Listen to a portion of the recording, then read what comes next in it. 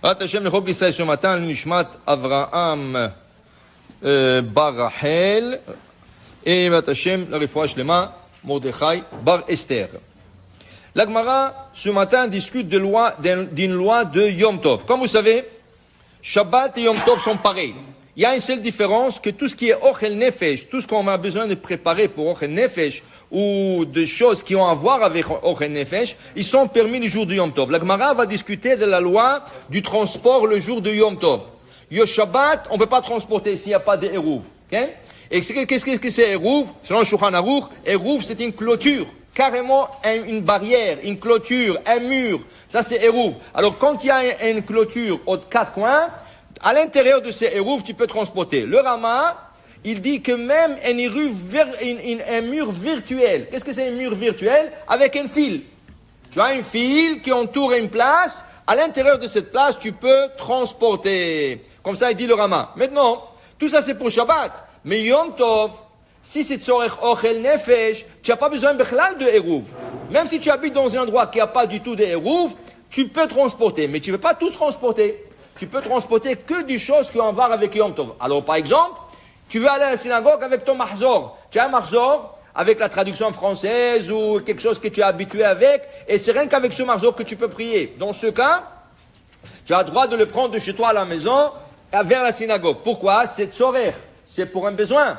Mais pour le ramener, tu ne peux pas.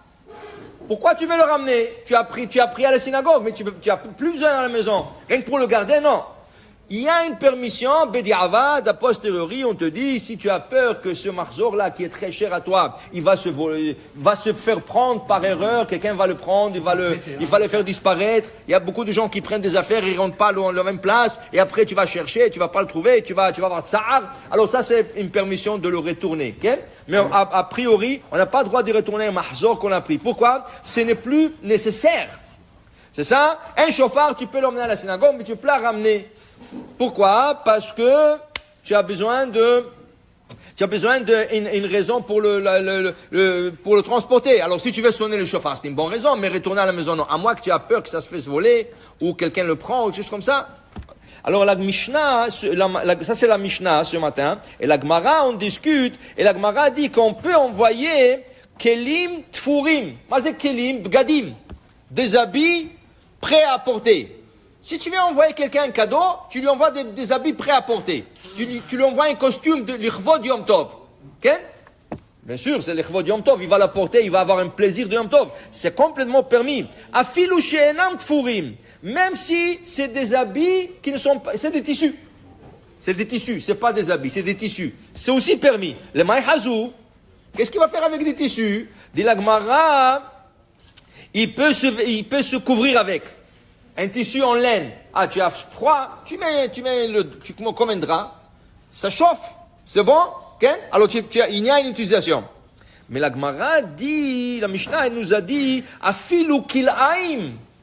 Même un tissu qui est sha'atnez. Qu'est-ce que c'est sha'atnez? Sha'atnez, c'est un tissu fabriqué par la laine et le lin. Okay? Ça veut dire que le tissu est composé de laine et lin. Mais laine et lin, c'est sha'atnez. C'est une de Hukim, c'est une des lois non explicables de la Torah. Comme le lait et la viande, on ne peut pas mélanger, pourquoi on ne sait pas. Ainsi que porter un costume qui a la laine, fait en laine, okay? Et un peu de lin interdit. Par exemple, ils ont cousu du bouton avec un fil de lin. Tout le costume est interdit de porter. Tant que tu n'as pas quitté ce fil, tout le costume. Ils ont cousu...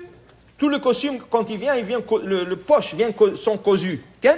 Ils ont cousu les poches avec un fil de lin. Et pourquoi ils utilisent le lin?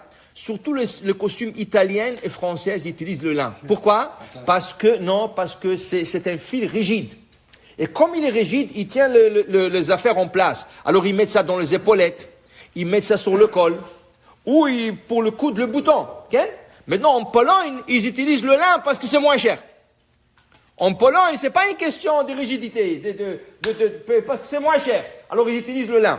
Alors il te dit ici, Maïchazou, qu'est-ce que tu veux faire avec un tissu en sha'atnez? Qu'est-ce que je veux faire avec un tissu sha'atnez?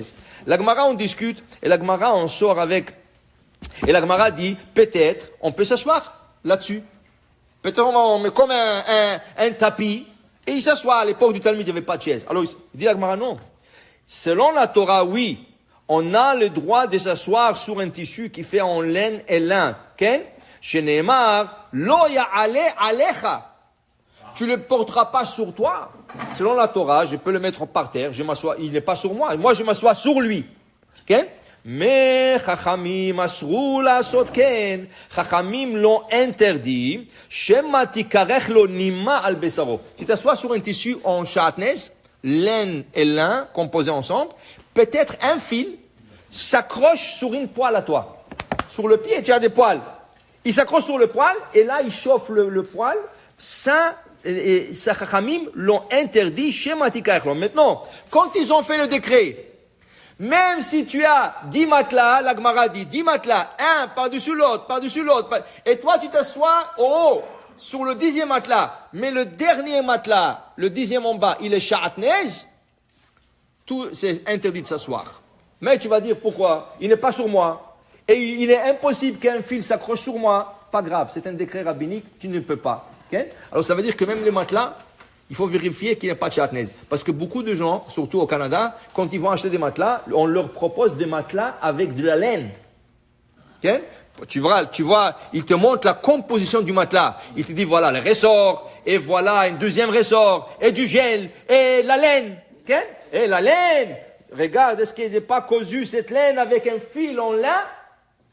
C'est ça? S'il te dit, oh, je ne sais pas moi, tu prends un échantillon, et tu vas dans un laboratoire de chatnez, il y a 2 ici et 3 à Montréal, et tu vérifies si cette laine elle n'est pas cousue avec un fil de lin. Si oui, tu ne peux pas dormir sur ce matelas.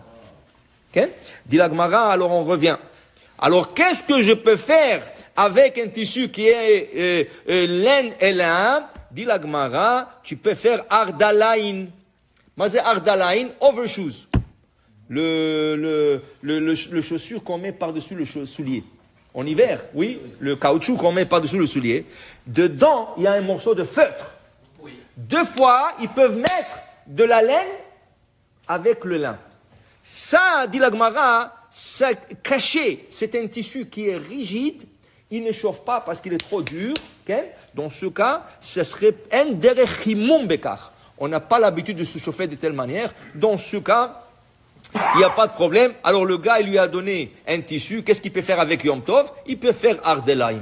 Il peut mettre sur le soulier. Il pleut dehors. À l'époque, il y avait pas de route. Il pleuvait dehors. Alors il mettait ça sur ce soulier et il sortait avec. C'était permis. Alors pour dire que Yom Tov, il est permis de transporter, mais tout ce qu'on transporte doit être quelque chose qui est utilisable le jour de Yom Tov. Baruch Adonai Le'olam. Amen. Amen.